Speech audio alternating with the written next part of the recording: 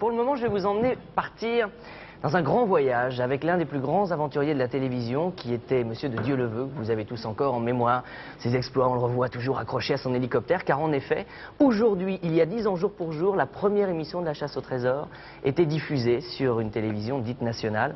Alors revoyons avec Jacques-Antoine, le créateur de ce jeu, comment tout ça s'était passé. Souvenons-nous, c'était il y a 10 ans, déjà pourrions-nous ajouter. Regardez.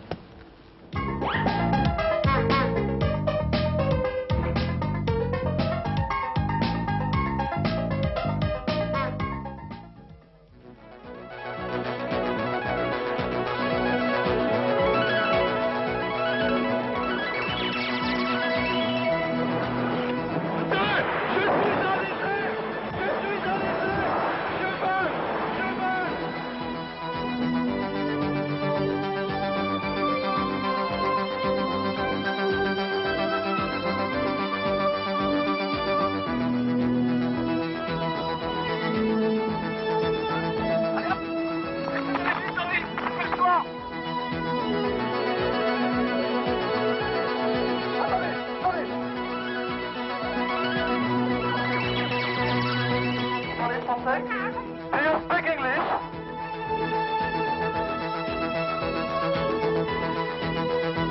À qui habla français? Do you speak English?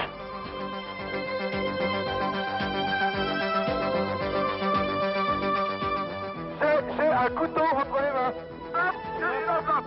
Avec un ruban rouge.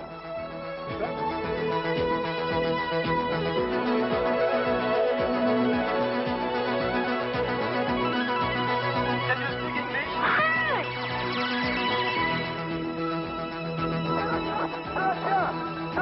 Top chronomètre.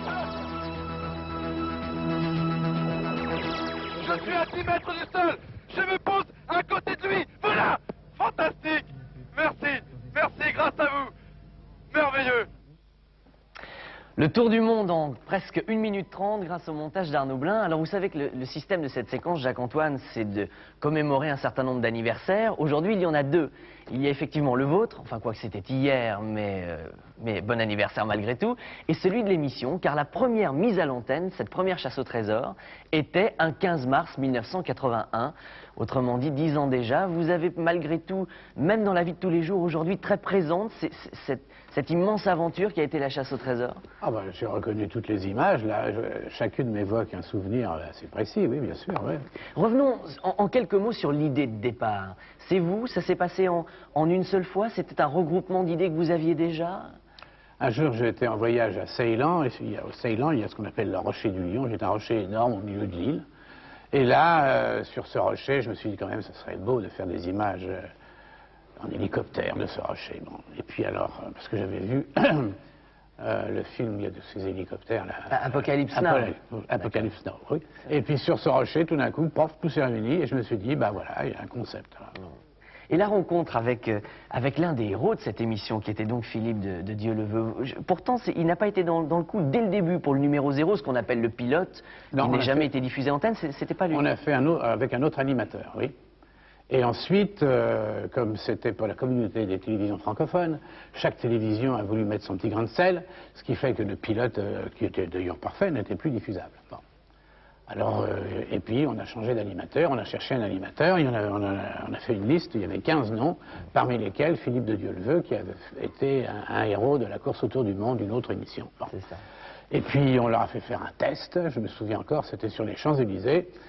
Chacun devait descendre sur les Champs-Élysées, je ne sais plus ce qu'ils faisaient, enfin ils avaient des petites épreuves, et il fallait qu'ils courent, qu'ils arrêtent les gens, qu'ils leur posent des questions. Et puis le meilleur, c'était Philippe. Ah, oui. Parce qu'il savait à la fois courir et parler. C'est ça. Mais ça devait être déjà extrêmement, j'allais dire, révolutionnaire de voir quelqu'un se balader avec un casque, un micro, une caméra le suivant. On n'a pas l'habitude, j'imagine, ni les passants, et encore moins dans le reste du monde. Ah oui, bah surtout à l'époque, les gens le prenaient pour un martien, quoi. Je me souviens encore d'une pauvre femme avec son chador au Maroc. Je la vois encore effaré, reculant, s'appuyant contre un mur comme s'il allait la tuer, quoi. Ayant peur de cet homme Il bizarre. avait peur, oui, bien sûr. Oui. Alors nous allons aussi parler d'un second personnage important qui était l'hélicoptère, mais vous parliez il y a un instant des versions étrangères qui ont été faites. Je pense que beaucoup d'entre vous ne les ont jamais vues, à moins que vous vous trouviez dans les pays qui diffusaient cette émission à ce moment-là. Voici très rapidement, et toujours monté par Arnaud Blin, un rapide échantillon de tout ce qui a pu se passer et de la façon dont cette idée a été reprise à l'étranger. Regardez.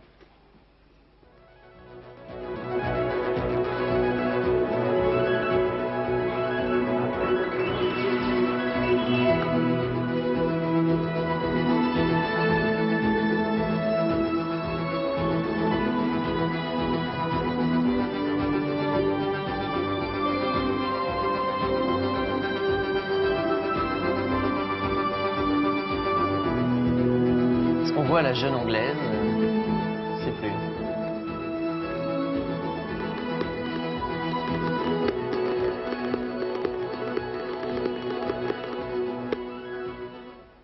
Un dernier mot sur l'élément hélicoptère, Jacques-Antoine. Ça a été quelque chose d'étonnant. On n'a jamais utilisé cet engin avec autant de liberté pour la télévision. Enfin, ça ne se faisait pas. Oui, d'ailleurs, j'étais un peu inquiet, à vrai dire. Quand j'ai imaginé ça, je me suis dit, est-ce que vraiment on peut faire ça avec un hélicoptère? Est-ce que vraiment on peut manier un hélicoptère comme ça? Eh bien oui, on pouvait le faire, oui. Enfin, c'était une grande aventure, et cette aventure a commencé il y a 10 ans. Je voudrais, avant de vous quitter, Jacques-Antoine, vous rappeler tout de même l'existence après cette merveilleuse... D'ailleurs, la photo que vous voyez est extraite de cet ouvrage, qui est le livre, bien sûr, écrit par sa femme, La chasse aux souvenirs, aux éditions Ouest France, puis le livre de Philippe de Dieuleveux. J'ai du ciel bleu dans mon passeport, le voici en livre de poche. Et le Tintin, évidemment, c'était une dédicace d'Hergé qui clôt le livre de sa femme, que vous venez de voir. On aurait pu continuer à en parler pendant des heures, j'imagine, et de bien d'autres choses, mais il faut qu'on s'arrête là. En tout cas, merci d'avoir évoqué l'existence de cette émission qui, curieusement, enfin pas curieusement, mais c'est quand même un phénomène exceptionnel, reste vraiment encore aujourd'hui très très présente dans la mémoire de tous ceux qui nous regardent. Parce qu'elle avait le mérite d'apporter quelque chose. Les gens qui regardaient cette émission apprenaient, sans le savoir, ils apprenaient la géographie et l'histoire des pays. Merci de nous avoir fait revivre en quelques minutes cette aventure. Au revoir Jacques-Antoine et à très bientôt, vous êtes le bienvenu. Merci beaucoup.